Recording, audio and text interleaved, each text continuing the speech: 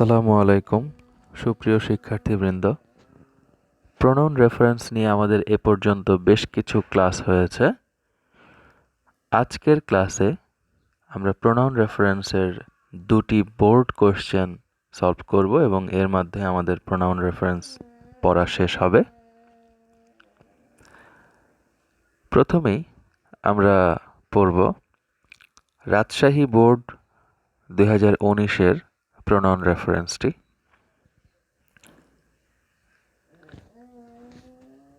প্রশ্নটিতে লেখা থাকে, identify the unclear pronoun references in the following paragraph.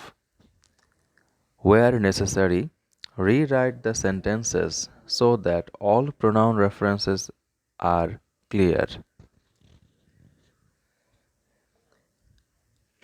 এবারে প্রথমে আমরা প্রশ্নটি পড়ি।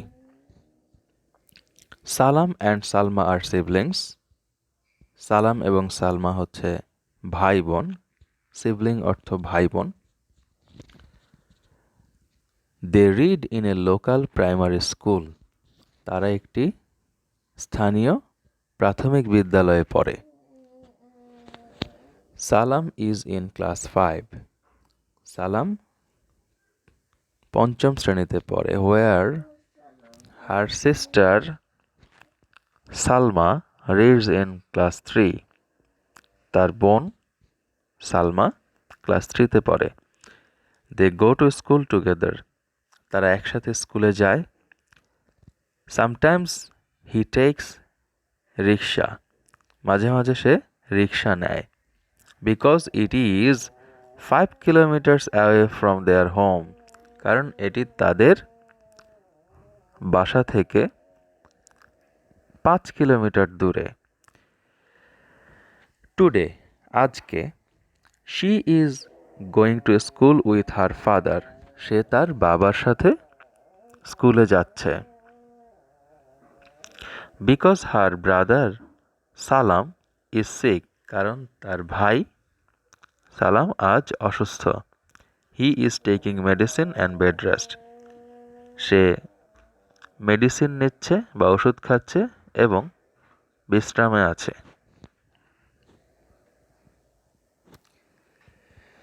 সুপ্রিয় শিক্ষার্থীবৃন্দ, আপনারা লক্ষ্য করুন এখানে বেশ কিছু ভুল রয়েছে। যেমন এখানে লেখা আছে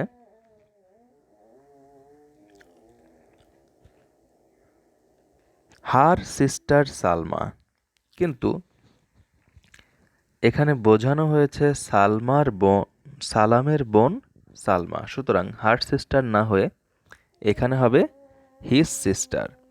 আমরা উত্তর পড়লেই বুঝতে পারবো। Salam and Salma are siblings. They read in a local primary school. Salam is in class 5 where his sister. সুপ্রিয় শিক্ষার্থীবৃন্দ, লক্ষ্য করুন আমি হিজ শব্দটিতে আন্ডারলাইন করেছি এবং এটি বোল্ড করে লিখেছি। পরীক্ষাতে আপনাদের বোল্ড করে লেখার কোনো সুযোগ নেই, সুতরাং আপনারা আন্ডারলাইন করবেন। যেখানে যেখানে পরিবর্তন করবেন সেই ওয়ার্ডটি বা সেই ওয়ার্ডগুলো আপনারা আন্ডারলাইন করবেন। এরপরে রয়েছে Salma reads in class 3. His sister Salma reads in class 3. They go to school together. তারা একসাথে স্কুলে যায়। Sometimes they take rickshaw. এখানে প্রশ্নে রয়েছিল হি টেকস রিক্সা, কিন্তু হি বলতে শুধুমাত্র সালামকেই বোঝানো হয়। সুতরাং সে একা রিক্সা নেয় না, বরং দুই ভাই বোন মিলেই রিক্সা দিয়ে যায়। সুতরাং এখানে হি এর জায়গায় হবে দে। আর যেহেতু হি থাকার কারণে টেকস ছিল থার্ড পারসন সিঙ্গুলার নাম্বার হিসেবে, সুতরাং দে থাকার কারণে উত্তরে হয়ে যাবে টেক।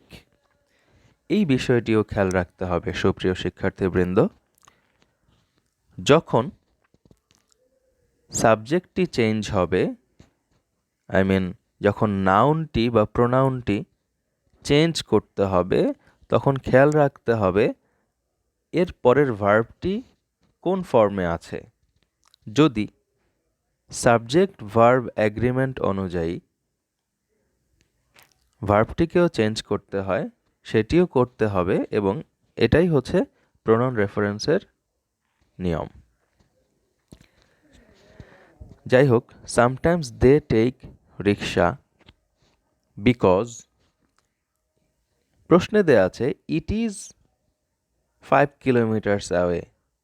এখানে ইট বলতে ব্যাপারটি সম্পূর্ণ পরিষ্কার নয়, সুতরাং আমরা লিখব their school is 5 kilometres away from their home. Today she is going to school আছে। প্রশ্নে আমরা আরও পরিষ্কার করার জন্য Salma is going to school লিখব। সুতরাং Salma is going to school with her father because her brother সালাম ইজ সিক, কারণ তার ভাই সালাম অসুস্থ। এর পরে রয়েছে শেষ সেন্টেন্সে he is taking medicine and bed rest. এখানে হি বলতে কাকে বোঝাচ্ছে ব্যাপারটি পরিষ্কার নয়, যদিও আমরা বুঝতে পারছি, তবুও প্রোনাউন রেফারেন্সে সম্পূর্ণ পরিষ্কারভাবে আমাদের বুঝিয়ে লিখতে হবে। যেমন হি বলতে এখানে তাদের বাবাকেও বোঝানো যায়, সালামকেও বোঝানো যায়, কিন্তু আমরা পুরো প্যাসেজটি পড়ে বা পুরো প্যারাগ্রাফটি পড়ে আমরা বুঝতে পারছি যে সালাম অসুস্থ, বা এর আগের লাইনেও লেখা আছে সালাম অসুস্থ, তাই অবশ্যই সালাম মেডিসিন নিচ্ছে। সুতরাং এখানে লিখতে হবে সালাম is taking medicine and bed rest. সুপ্রিয় শিক্ষার্থীবৃন্দ, এরপরে আমরা পড়ব কুমিল্লা বোর্ড 2019-এর প্রোনাউন রেফারেন্সটি। একইভাবে ইনস্ট্রাকশনে লেখা আছে identify the unclear pronoun references in the following paragraph where necessary. Rewrite the sentences so that all pronoun references are clear. যাই হোক, প্রশ্নটি এমন: Women are nowadays as important as men in the society. She constitutes nearly half of the total population. No nation can make real progress keeping half of it in the darkness. Without the improvement of the women's status, it is not at all possible. Again, without education, women cannot be uplifted.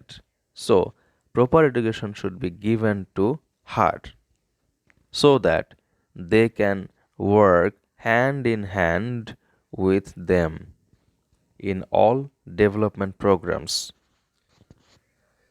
সুপ্রিয় শিক্ষার্থীবৃন্দ, এবারে আমরা উত্তরটি পড়ব এবং অর্থসহ বুঝে নেওয়ার চেষ্টা করব যে কোথায় কোথায় পরিবর্তন হয়েছে এবং কেন পরিবর্তন হয়েছে।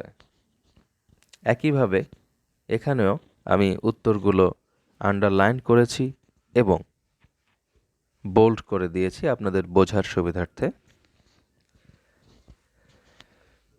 Women are nowadays as important as men in the society. নারীরাও বর্তমানে পুরুষের মতোই সমানভাবে গুরুত্বপূর্ণ আমাদের সমাজে। প্রশ্নে রয়েছে শি কনস্টিটিউটস। শি বলতে একজন নারীকে বোঝানো হয়, কিন্তু আমাদের এই প্যারাগ্রাফে সকল নারীকে বোঝানো হয়েছে, তাই আমরা লিখব উইমেন, আর কনস্টিটিউটসকে পরিবর্তন করে আমরা লিখব কনস্টিটিউট। কারণ শি থাকার কারণে এখানে ভার্বের সাথে এস যোগ হয়েছিল, কিন্তু উইমেন যখন প্লুরাল ফর্ম তখন কনস্টিটিউটসের সাথে এস যোগ হবে না। সুতরাং women constitute nearly half of the total population. মহিলারাই হলো half of the total population মানে সম্পূর্ণ জনসংখ্যার অর্ধেক। No nation can make real progress keeping half of it in the darkness. এখানে হাফ অফ ইট বলতে কাকে বোঝানো হয়েছে? হাফ অফ পপুলেশন নাকি হাফ অফ উইমেন অথবা হাফ অফ ম্যান, কোনটা? এই ব্যাপারটি ক্লিয়ার নয়, তাই আমাদের অবশ্যই ক্লিয়ারলি লিখে দিতে হবে যে জনসংখ্যার অর্ধেক।